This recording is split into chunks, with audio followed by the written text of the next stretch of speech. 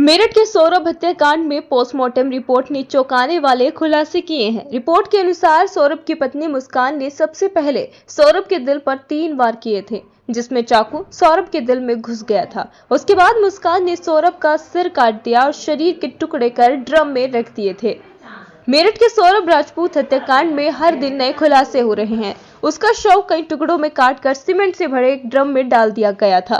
शव के टुकड़ों को बाहर निकालने के लिए ड्रम को काटना पड़ा, जिसमें तकरीबन 6 घंटे लग गए। जब डॉक्टरों और कर्मचारियों ने शव की हालत देखी तो वे सिहर उठे। पोस्टमार्टम के दौरान डॉक्टरों को सौरभ की बॉडी के कई पार्ट्स के अंदर सीमेंट मिला है। उसके दांत हिल रहे हैं और स्किन ढीली पड़ गई थी। खराब हो चुके थे शव के कई हिस्से। पोस्टमार्टम रिपोर्ट में चौंकाने वाली बातें सामने आई है।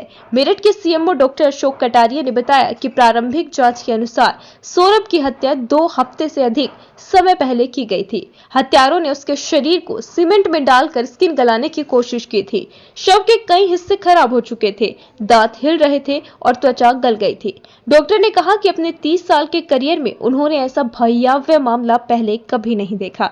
दरअसल सौरभ के शव को गलाने के लिए सीमेंट को एक बड़े हथियार के रूप में इस्तेमाल किए जाने की कोशिश की गई। इसका परिणाम ये रहा कि उसका स्किन गलना शुरू हो गई थी। सौरभ की बॉडी के पेट समेत कई पार्ट्स के अंदर सीमेंट पाया गया है। मीडिया रिपोर्ट्स की माने तो पुलिस जांच में सामने आया है कि सौरभ 2021 में ही अपनी पत्नी मुस्कान की बेवफाई के बारे में जान चुका था। उसने उसी साल तलाक देने की अर्जी भी दाखिल की थी, लेकिन मुस्कान के माफी मांगने और बच्चे के भविष्य की दुहाई देने पर उसने तलाक वापस ले लिया। बताया जा रहा है कि मुस्कान बचपन से ही हीरोइन बनना चाहती थी। पहले वह अपने पति की शराब पीने की आदत से नफरत करती थी, लेकिन बाद में वह खुद अपने प्रेमी के साथ शराब पीने लगी। फांसी की मांग करने वाली मां सौतेली। इस हत्याकांड में एक और चौंकाने वाली बात सामने आई है कि मुस्कान के लिए फांसी की मांग कर रही उसकी मां असल में उसकी सौतेली मां है।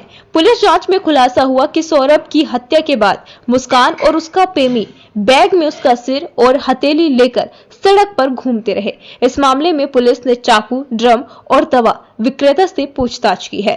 पुलिस ने हत्याकांड की गहराई से जांच करने के लिए कई सीसीटीवी कैमरों की फुटेज खंगाली है और एक टीम को हिमाचल भी भेजा गया है।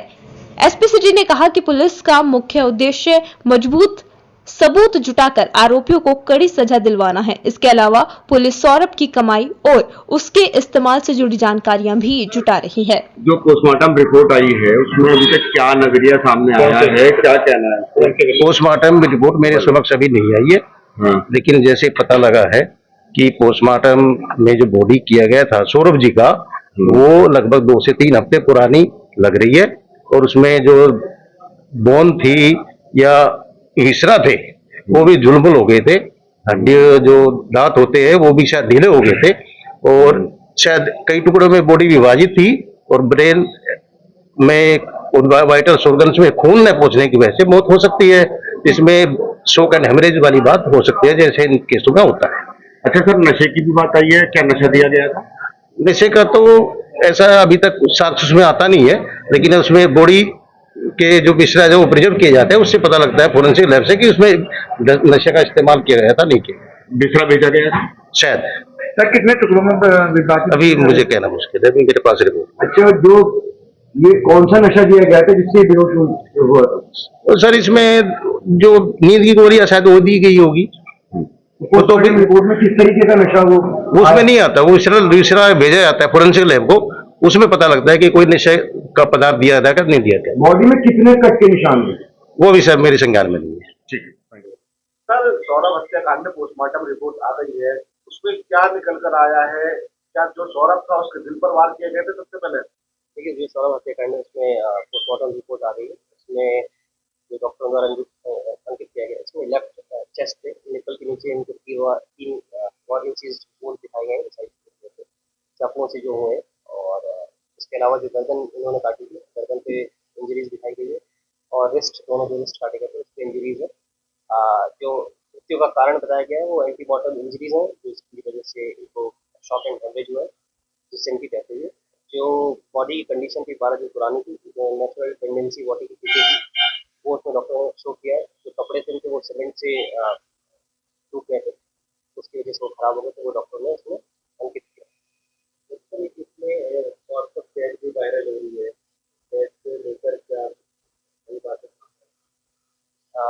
देखिए अभी जो भी जानकारी है तथ्य है उसको देखा जा रहा है उसमें कि क्या क्या तथ्य हमारे सामने आ रहे हैं।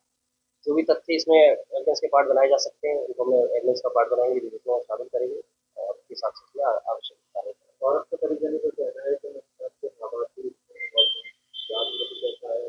देखिए अभी जो प्रथम दृष्टया जो अभी तक के एविडेंस मिले हैं, जो पूछताछ की है, उसमें 2 लोग ही शामिल थे। ऐसा कुछ में एविडेंस फिलहाल नहीं मिला जिससे काफ़ी लोगों का रोल कुछ सामने आया।